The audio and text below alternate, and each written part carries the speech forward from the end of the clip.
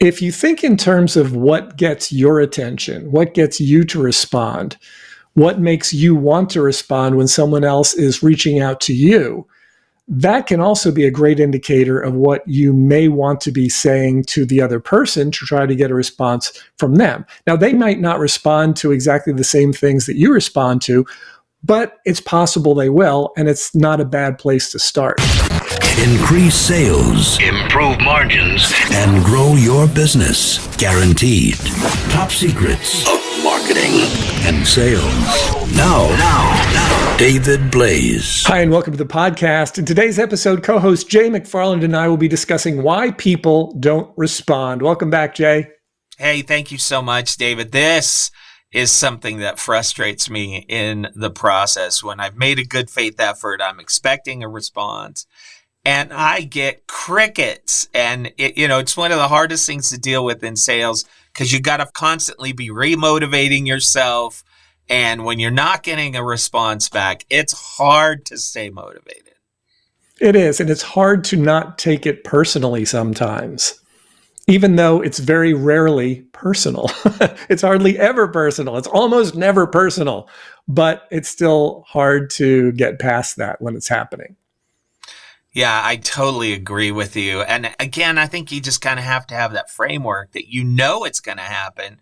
It's not personal, and you just got to get through those. But I also think that you have to ask yourself some questions and reassess what is our communication system. I've found that there are people who will respond via text, but they're never going to respond via email, or they will pick up their phone, or they'll never pick up their phone. So you're kind of learning, and I keep track of these notes as I'm trying to reach out to people. And if I can get somebody via text, that's the way I'm going. I just will stop sending that person emails. So I think learning along the way about each person and their preferred mode of contact is very important. Yeah, that is a huge one. Such a great point. And I know we've talked about this in previous podcasts. We normally talk about it in terms of marketing and sales, but it applies just as much to telephone calls because they're marketing, they're sales as well. But we've talked in the past about the MVPs of marketing. What is the marketing message we want to communicate? Which combination of marketing vehicles are we going to use to communicate the message? And who are the people or prospects that we need to reach? And when people are not responding, well, the P part of it is covered. The people that we're talking to, the person who's not responding, that's the person that we're talking about. So if they're not responding, it is either the person themselves, they're just not going to do it. But if they are still potentially going to be engaged with us, then the reason they're not responding is usually either the message or the vehicle, like you pointed out. They're not going to respond to an email, but they very likely will respond to a text. Cool. That's easy. Okay, now we'll communicate via text. They won't pick up the phone. They won't return voicemails, but they will respond to text. Great. Once you get something like that nailed down, you're back in the saddle again, as the old song went. But a lot of times people don't even think of that because your preferred method of communication might be different than mine. And if mine is to pick up the phone and call you again and again and again and again, which it is not, but if it were, and if your method of communication is text, then you're not going to respond to me. You're probably going to get annoyed at what I'm doing, and I'm going to be annoyed at the fact that you're not responding to me. And it's a simple disconnect that can actually be addressed very quickly. But if somebody is not responding to any of the different methods of communication that you've tried, and today there are a lot. If they don't respond to you on the phone, you can send them a text, you can send them an email, you can message them on social media, you can send them something in the mail. There are lots of different things that you can do. If they're not responding to any of it, then it's very likely either the message that you're communicating to them where they just want to have nothing to do with you, they don't want to communicate with you at all, or it's the person themselves. They're just not going to do it. And for me, it's very helpful to try to break those things down. And when people don't respond, it's very discourteous, in my opinion. That's a nice word that I'm using there. It's very discourteous.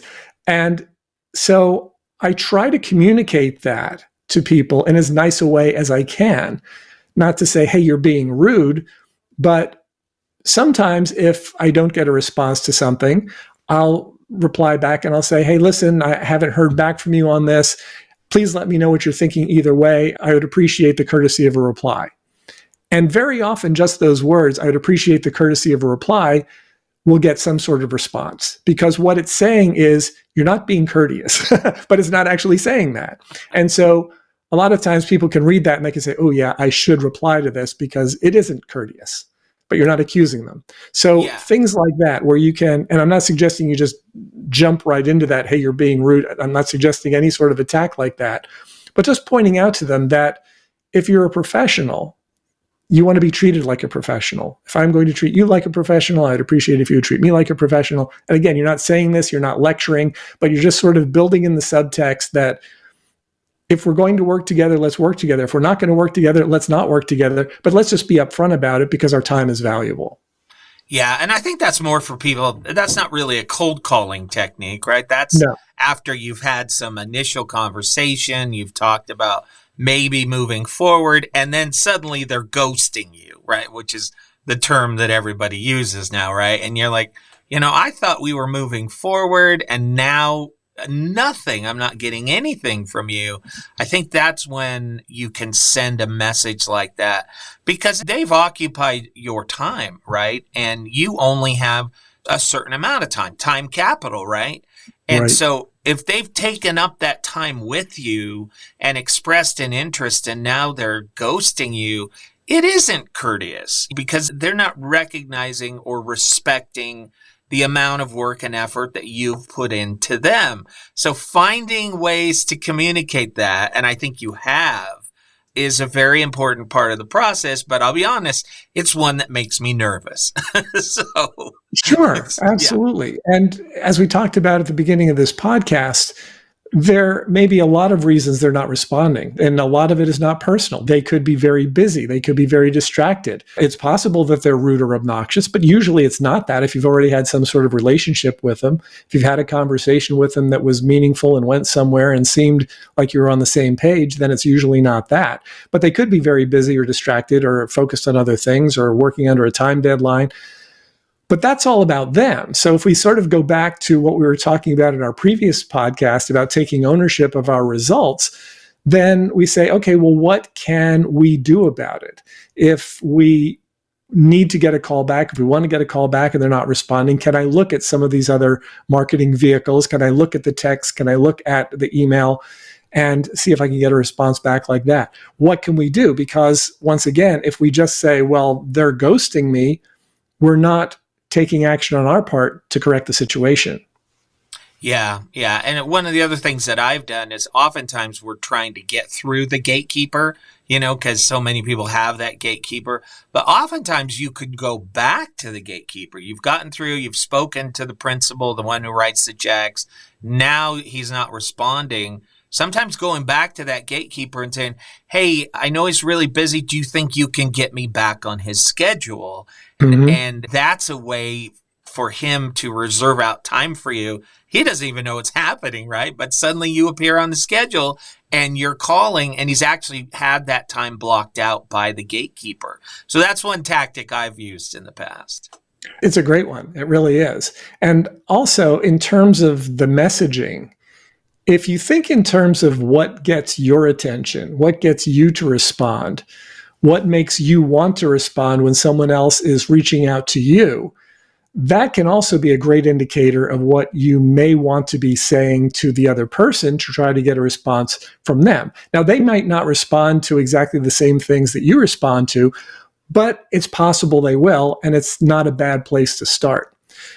Another thing that I think it's important to consider is that there are some cases where the person that you talked to just doesn't believe you.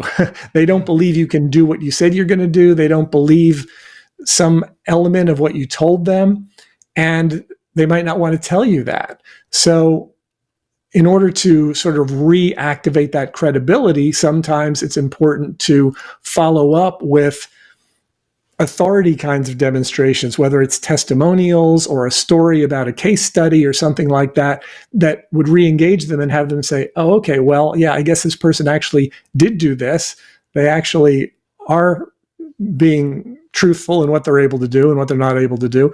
Yeah, maybe I'll pick up this discussion.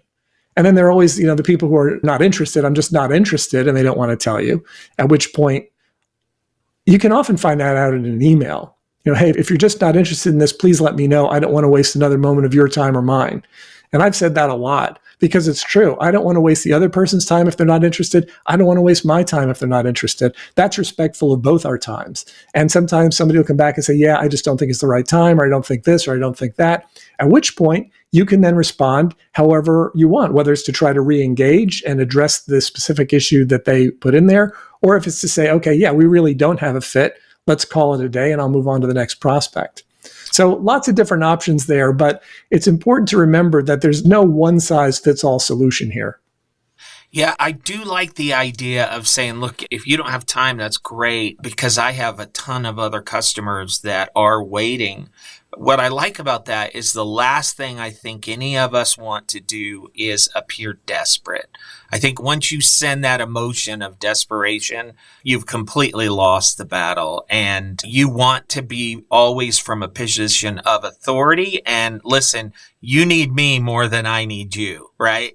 And that's kind of what you're saying in a very kind way. If it's not you, I've got 100 people behind you. And that may make them feel like, well, his time is precious, so I'm going to get this done. Or you may find that that's not the right person, and so you can move on.